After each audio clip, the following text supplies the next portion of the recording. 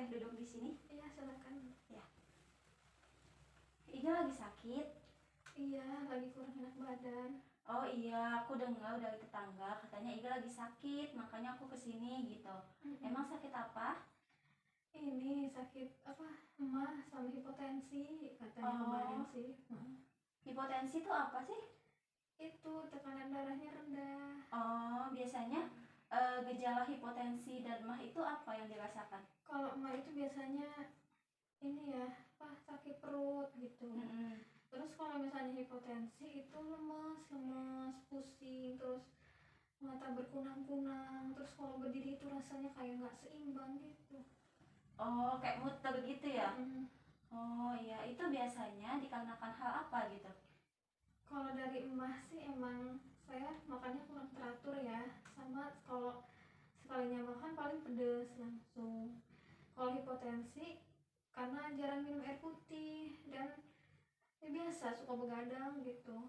Oh ya ampun, nanti karena udah tahu gitu ya, apa aja sih penyebab-penyebab hipotensi baik emah gitu ya, itu nanti dihindari ya.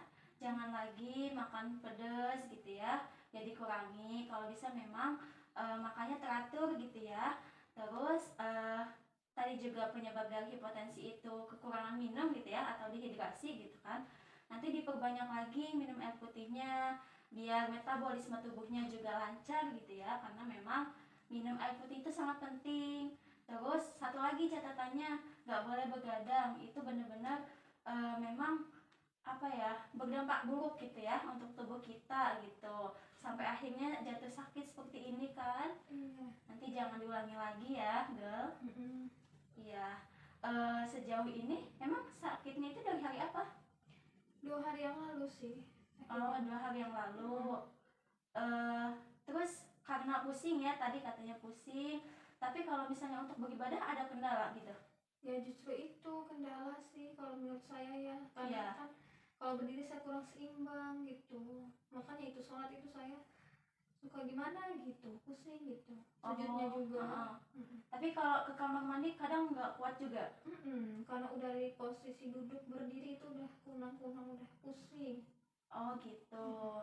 Sebetulnya Allah itu sangat mempermudah hambanya ya. Sekalipun memang dalam keadaan sakit, sholat itu sangat diwajibkan gitu ya. Bukan hanya untuk orang sakit, buat orang yang tidak sakit pun memang sholat itu diwajibkan gitu ya. Allah itu selalu memberikan kemudahan untuk hambanya yang memang dalam keadaan sakit gitu ya, dalam mengerjakan sholat gitu ya.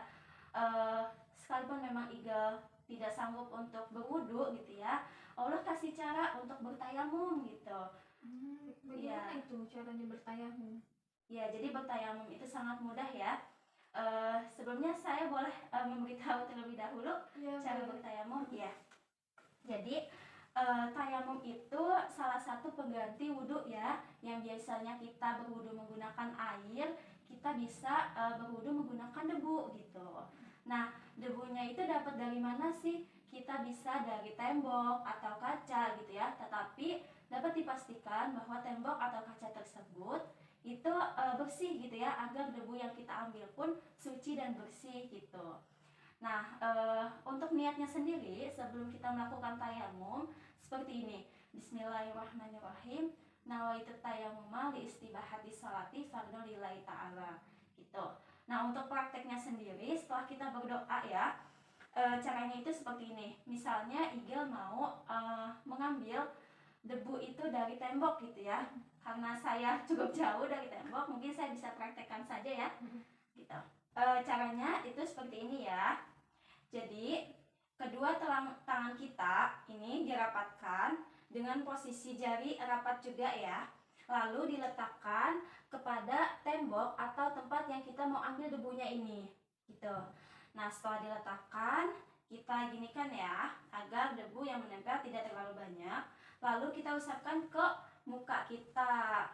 Nah, usahakan itu seluruh wajah kita terkena debu yang kita ambil tersebut gitu ya. Itu yang pertama. Dan cukup hanya 1 kali.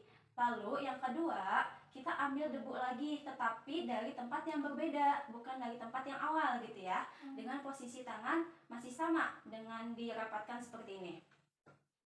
Lalu kita ginikan, dan yang kedua kita balurkan atau usapkan kepada kedua tangan kita. Yang pertama kita usapkan pada tangan kanan kita, dari punggung tangan sampai ke siku, lalu berhenti di jempol. Begitupun sebaliknya, dari tangan yang kiri, punggung tangan kiri sampai siku, lalu bertemu di jempol. Nah, untuk tayamum sendiri hanya 2 step itu.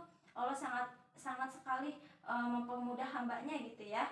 Nah, kalau misalnya untuk tata cara tayamum mungkin hanya itu gitu.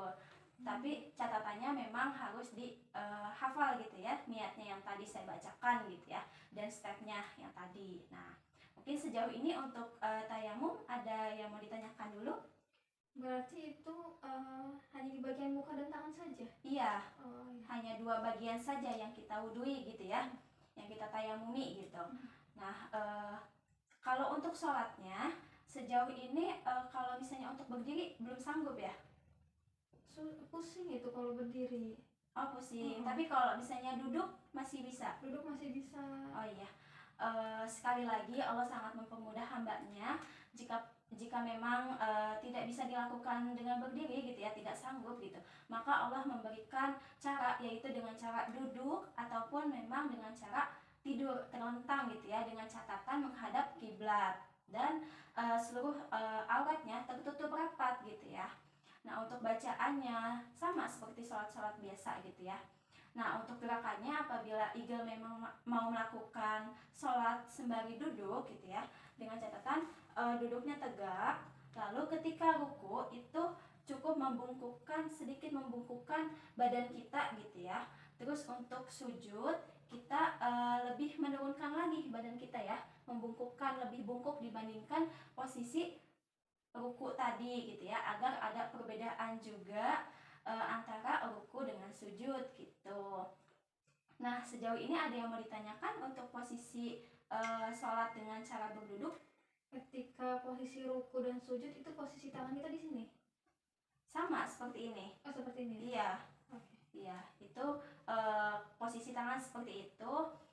Posisi kaki kalaupun memang tidak sanggup untuk duduk di antara sujud gitu ya, seperti biasa kayak sholat gitu, itu bisa diluruskan gitu ya. Mungkin itu cara bagaimana sholat sembari berduduk dan berwudu dengan cara bertayamum ya, untuk mempermudah juga ya beribadahnya tanpa harus meninggalkan ibadah sholatnya gitu. Ada yang mau ditanyain? Kayaknya udah cukup jelas. Oh ya, alhamdulillah ya. Nah, sebetulnya Allah itu memberikan suatu ujian kepada hambanya, tidak di luar batas kemampuan hambanya. Dan salah satu cara Allah menyayangi hambanya itu ya ketika Allah memberikan cobaan gitu ya kepada hambanya, itu bentuk dari kasih sayang Allah juga kepada hambanya gitu ya. Itu cara Allah untuk menghapus dosa-dosa hambanya juga gitu ya. Cobaan itu kadangkala untuk mengangkat derajat hambanya juga, menguji kesabarannya gitu ya. Jadi yang hanya bisa menyembuhkan itu hanya Allah. Jadi kesembuhan itu datangnya dari Allah gitu ya.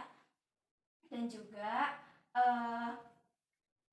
jangan lupa Igel untuk selalu berdoa dan berzikir gitu ya, baik zikir petang maupun zikir paginya itu dijaga. Dan juga kayak zikir-zikir baca istighfar gitu ya, itu juga akan memperlancar atau mempercepat penyembuhan Igel juga gitu. Dan dengan cara kita berzikir juga kan sedikit demi sedikit dosa kita akan terampuni gitu. Jangan lupa berdoa ya, selalu berdoa gitu.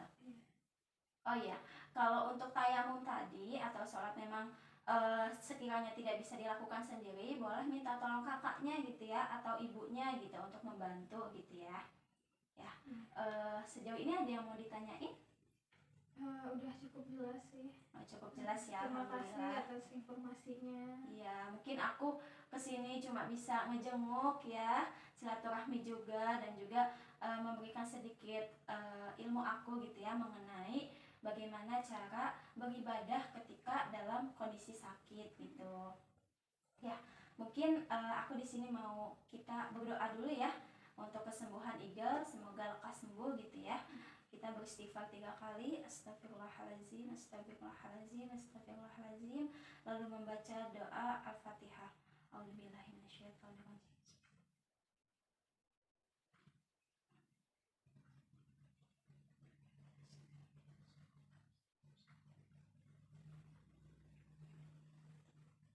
Amin amin ya rabbal alamin. Semoga Ika lekas sembuh ya, biar bisa beraktivitas kembali gitu ya, karena kita juga udah mau aktif kuliah lagi gitu ya. Jadi semoga Ika segera diberikan kesembuhan. Makasih ya udah ngejenguk. Iya, sama-sama. Jangan lupa berdoa ya. Dan jangan lupa untuk selalu beristighfar, selalu berpositif thinking terhadap Allah gitu ya, bahwasanya Allah tetap sayang kok sama kita gitu ya. Ya mungkin aku sampai saat ini aja ya ininya jenguknya, karena aku juga mau ada tugas yang mau dikerjain gitu ya. Nanti aku nanti aku mampir lagi deh kalau ada waktu ya. Semoga Iga cepat sembuh deh habis ini ya. Terima kasih. Aku pamit ya. Iya. Mari, assalamualaikum. Waalaikumsalam.